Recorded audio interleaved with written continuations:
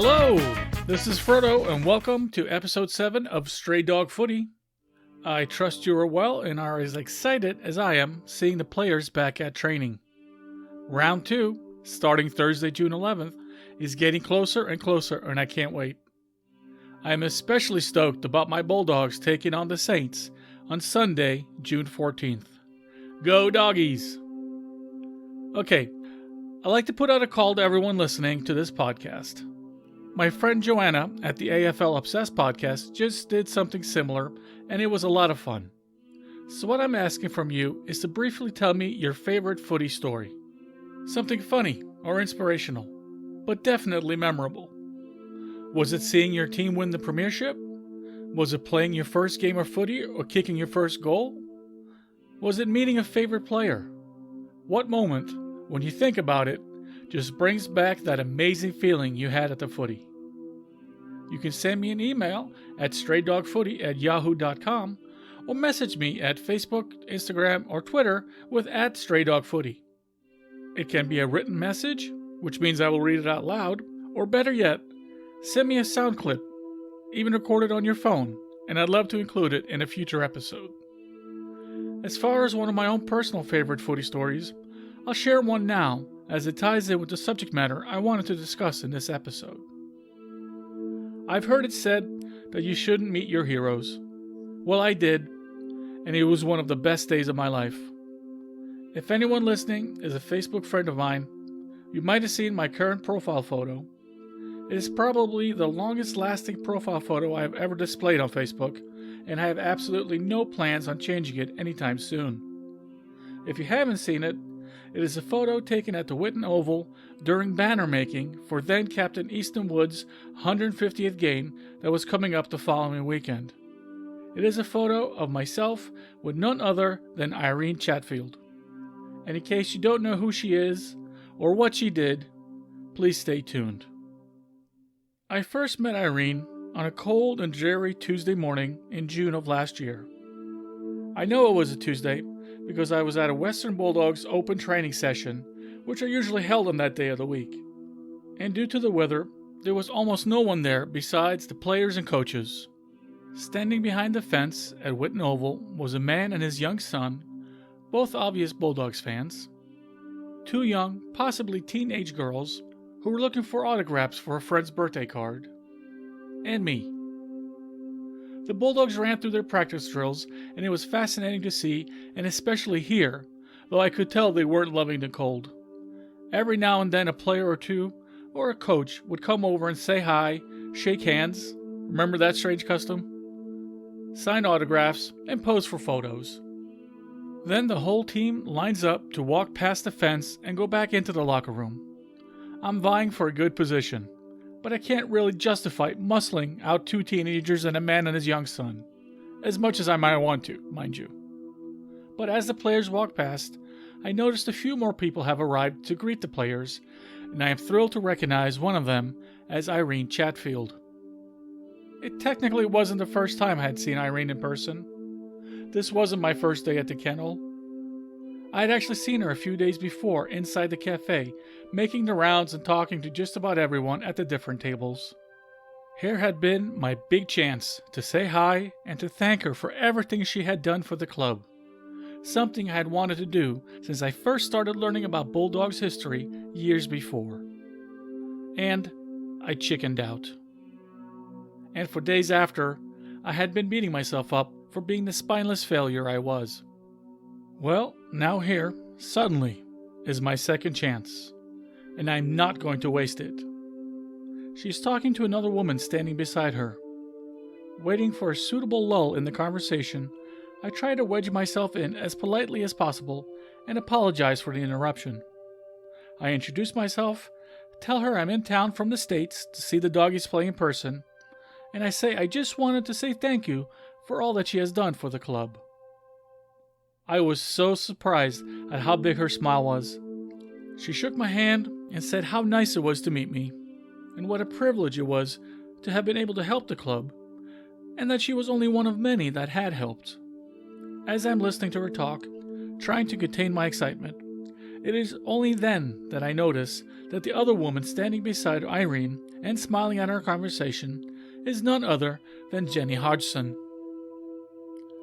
My journey from Bulldog's Premiership bandwagoner to lifelong Bulldogs member is due to two main things I learned about soon after Bevo gave Bob his Jock McHale medal on the podium after the 2016 Grand Final.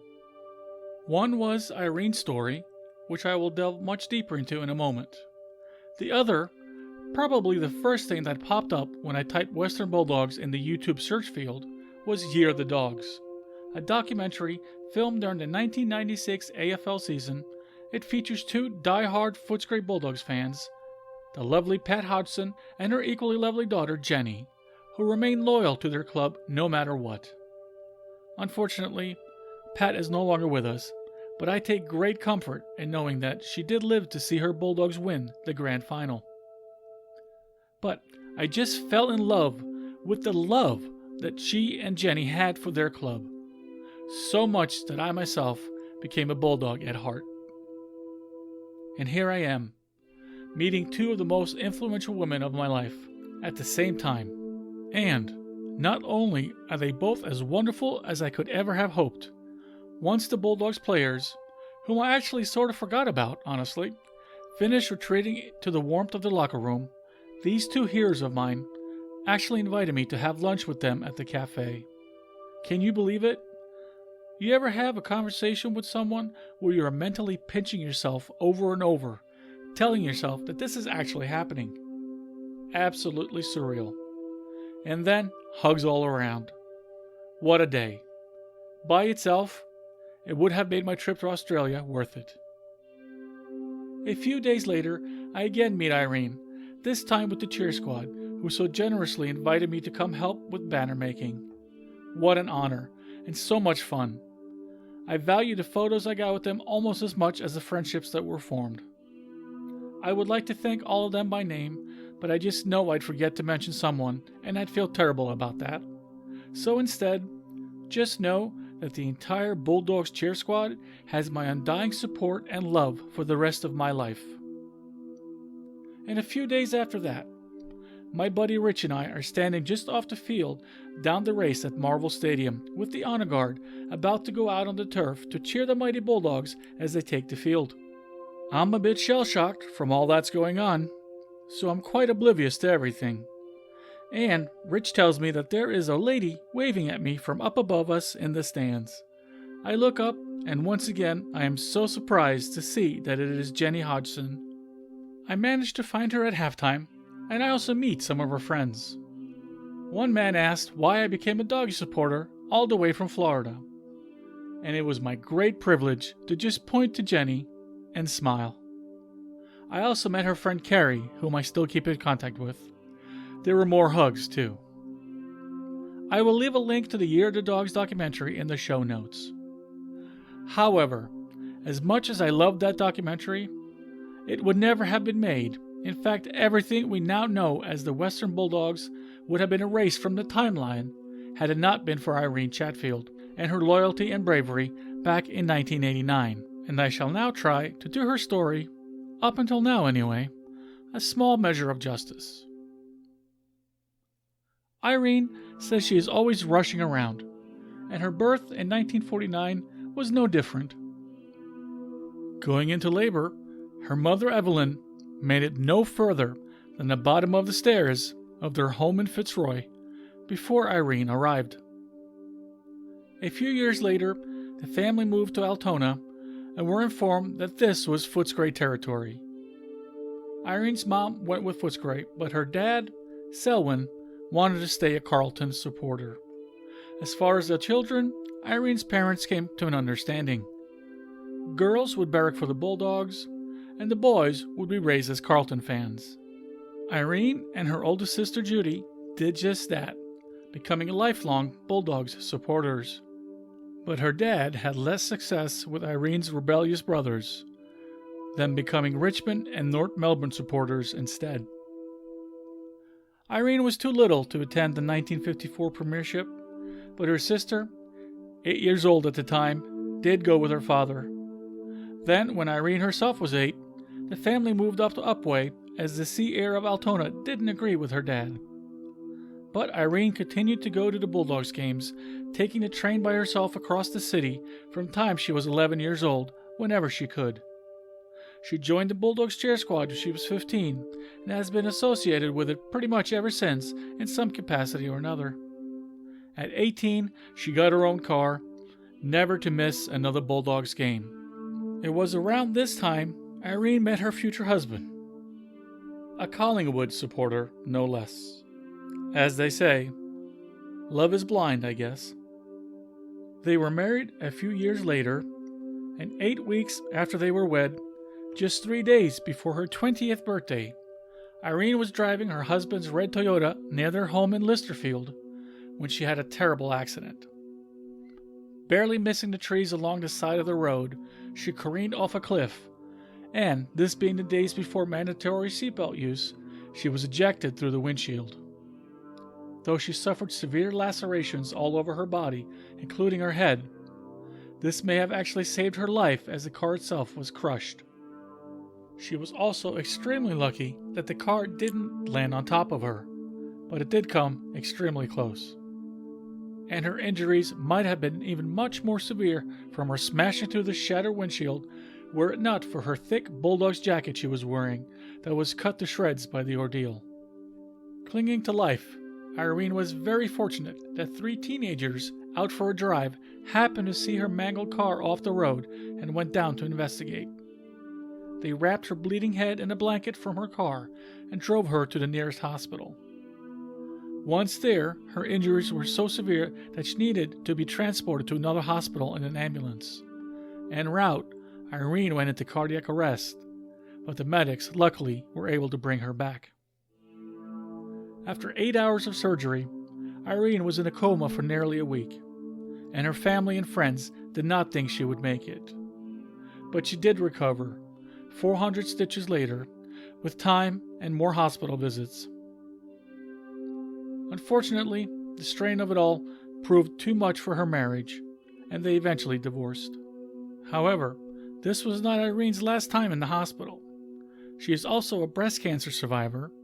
She has had multiple complications from what should have otherwise been routine procedures, and once she even was knocked out by a football hitting her in the head at a game. Not the only time she was hit by a footy either. She no longer sits directly behind the goals, but close, row 18, just off to the side. Yes, Irene is no stranger to adversity, but it is not so much for her personal perseverance that I now talk about her, nor why every red, white, and blue Bulldog supporter owes her a huge debt of gratitude. No, it is because Irene Chatfield actually helped save the club in its darkest hour. 1989 was a very tough year for several Victorian football clubs. St. Kilda, Richmond, Fitzroy, and Footscray were all in deep financial holes. South Melbourne had escaped the looming doom by relocating to Sydney a few years before, and Footscray had considered doing the same by going to Brisbane. Though they had resisted a move, by 1989 the financial situation was untenable. The club was almost $2 million in debt, and projections were that they would be almost another $1 million deeper in a hole the following year. Footscray's working-class neighborhood, the fact that the team was losing far more often than they were winning at that time, and crumbling facilities at their home ground was making major corporate sponsorship unlikely. In fact, the grandstand at Whitten Oval had even been declared a fire hazard the year before, and there was much talk of at least playing the matches at other locations. The VFL was seriously concerned that Footscray would not be a viable club to continue on in the league. Then newly elected Footscray Football Club president Nick Collum saw little choice and began merger talks with a few clubs, Fitzroy being the most promising. Eventually, the two clubs and the VFL executive agreed to the merger through negotiations held in secret. And just after the 1989 Grand Final on October 3rd, VFL CEO Ross Oakley announced the formation of the new team, the Fitzroy Bulldogs. In addition, Footscray's license to participate in the VFL was immediately terminated. Though the Bulldogs' nickname would stay, the traditional colors, name, and home ground would come from Fitzroy. As such, to many Bulldogs fans, it was seen as more of a takeover rather than a merger. In the league's defense, had the merger not gone through, most likely an administrator would have been appointed to oversee the wrap-up of Footscray's financial situation, and the club would then have been closed down. But, let's be honest, in pursuit of a truly national competition, the VFL had little problem trimming away one little excess club of outsiders and also-rans in the suburbs of West Melbourne. However, the VFL did not count on the resolve of the Bulldogs faithful. Former Footscray general manager Dennis Gallimberti had just accidentally learned of the secret merger arrangement the night before at a function. He and a lifelong Bulldogs fan, lawyer Peter Gordon, had already been negotiating for a financial package with the Footscray City Council that would hopefully resolve much of the club's debt. Now, with this new information, the pair swiftly organized a rally for the following Sunday, October 8, 1989, at the Western Oval. But before that could occur, they needed to seek an injunction in the Supreme Court to prevent the VFL from proceeding with their plans for the merger that would wipe the Footscray Football Club off the map. But they weren't the only ones to take action. When she heard the merger announcement, Irene Chatfield was unable to sleep. She was up all night tossing and turning, and then she hit upon a plan of her own.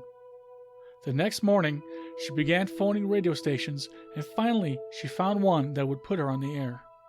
When she went on, she told Bulldog supporters to go down to the Western Oval to help save the club. She even told them to leave their jobs if they had to. After she finished on the radio, Irene went down to the Western Oval herself and found several hundred people there. Many were in tears. After that, Irene pretty much kept a vigil at the club, and one day she noticed a group of men in suits standing around in a group with Dennis Gallimberti. Irene knew right away that they were lawyers. One of the men had come up with a legal loophole that they might be able to exploit. As the merger negotiations had been done behind closed doors, the Footscray members had not had a chance to vote on it. This was their in. But for the planned injunction to succeed, they had to find someone, a club member, who was willing to put their name to such a legal action. It was with this hope in mind that they approached Irene and asked her if she was a club member. Certifying that the Pope was indeed a Catholic, and that she was indeed a Footscray Football Club member, Irene agreed to come down to the office the next day to sign some papers stating that she did not approve of the merger. The next morning, thinking that she was just going to put her name to a few forms, Irene arrived at the offices in a Bulldog's jacket and blue jeans. But they needed her to go to court right then.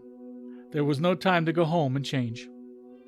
Arriving at the courthouse, they made their way through the television crews. She was asked by a reporter if she was nervous. She said that of course she was.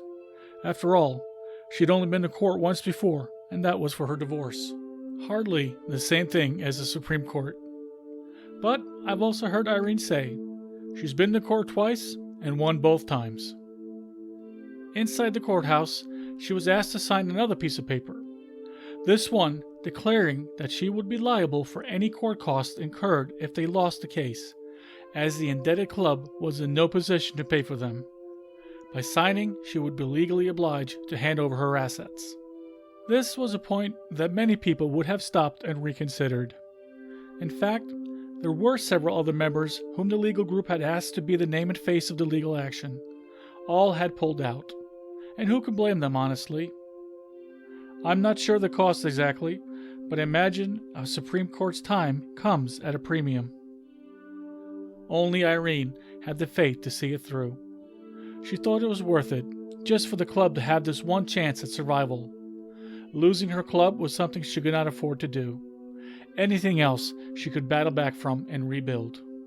As it turns out, the judge was not a follower of Aussie rules football, so he was completely impartial. He asked Irene a few questions, basically confirming what she had already signed. She was indeed a Bulldogs member who did not approve of this merger, and she had not been able to vote on the matter either. The judge adjourned to consider the case, and asked Irene to return the next day. She did, this time dressed more appropriately for court. The judge decided in favor of the plaintiff, or Irene, and the injunction was granted. The club was given 3 weeks to raise the funds required to maintain solvency. Nearly $2 million, a huge amount, but Irene was sure they could do it. She went on the air once again to encourage people to show up for the planned rally at the Western Oval, and to bring all the money they could. And show up they did, about 10,000. And not just Footscray supporters. They raised about $500,000 that day alone, and Irene knew right then that they would make it. The following weeks, people continued giving. Donations rolled in from near and far, even from overseas. Supporters went door to door and stood on street corners rattling cans, and they sold red, white, and blue bumper stickers emblazoned with the words, "Up yours, Oakley." When the court-imposed deadline rolled around, the Footscray Football Club had raised more than enough, and the Fitzroy Bulldogs were never to materialize. They had done it. They had saved the dogs. Irene has been active in the club ever since, meeting new challenges with that same strength and determination she always has. In 1990, Irene was honored as the #1 female ticket holder. I'm assuming the female designation was added because there already was another #1 ticket holder, a man by the name of Ted E.J. Whitten, also known as Mr. Football. He offered Irene a huge congratulations on her award and told her welcome to this most elite and exclusive club. Such is the esteem Irene is held in by the Bulldogs. In 2009, Irene was given a life membership for all she had done for the club. It was perhaps a bit late in coming. She was such a figure that everyone just assumed she already had a life membership. However, as soon as this error was noticed, the club corrected for the oversight immediately.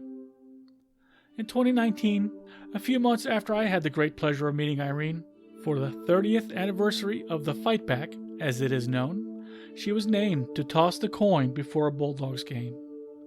I am not ashamed to say I cried a little when I saw her reaction as she was notified of this latest honor live on the Front Bar TV show. Though she is a savior of the club, Irene stays humble and shares the credit with the thousands of others who also helped. Referring to her old Bulldogs jacket that had borne the brunt of punishment during her car accident years before, most likely saving her life, she figures helping to save the club was just returning the favor. Though she can still be seen wearing a Bulldogs jacket most days, whether at the Kennel or Marvel Stadium, she is perhaps most famous for her Bulldog scarf. Stretched by time and the weight of an impossible number of buttons depicting Bulldogs players, it often drapes her like the holy vestment it is. I shudder to think what would have happened had Irene not been raised a Bulldogs fan. If any number of things had gone just a bit different with her car crash. Had she not been wearing her thick Bulldogs jacket that day. Had she not pestered the radio stations enough to let her on. Had she not been around the kennel so much that she was approached by the legal team. Had she not had the courage to fight for her club, no matter the personal cost. But it all worked out that way. Much like so many pieces had to fall into place for the miraculous run through to the grand final that the Bulldogs put together in 2016. But, again, without Irene Chatfield and the people who fought alongside her, none of that would have happened either. As far as me, maybe I'd be a Brisbane Bears supporter now. Who knows? All I really do know is that not all heroes wear capes. Some wear scarves. Red, white, and blue ones, with buttons. Thank you so much for listening to this story, which is very dear to me. I will post links in the show notes to some YouTube videos depicting some of what I have been talking about today. I really recommend checking them out. I would be so grateful if you would be kind enough to share a link to this podcast with your friends and family. It can be found on your favorite podcast playing site or at straydogfooty.podbean.com, and I would love to hear your questions and suggestions. It means a lot to me when people listen and take the time to comment on these episodes. You can reach me on Facebook, Instagram, and Twitter at Stray Dog Footy and by email at straydogfooty@yahoo.com. Just wanted to quickly mention that I am not endorsed by or officially affiliated with either the Australian Football League or the Western Bulldogs, beyond being a huge fan and supporter. Likewise, I am not endorsed or affiliated with Peg and the Rejected, but I am a fan of their music. I would like to thank them for the use of their song, Red, White, Black and Blue, which I used a portion of as the intro to this episode. I will also play us out to their entire song, and of course, leave a link in the show notes to their music. Irene, Jenny, everyone in the Bulldogs administration, players, cheer squad members, if any of you are listening to this, just let me say, one more time, thank you for everything. Take care, everyone, and don't forget to send me your favorite footy stories.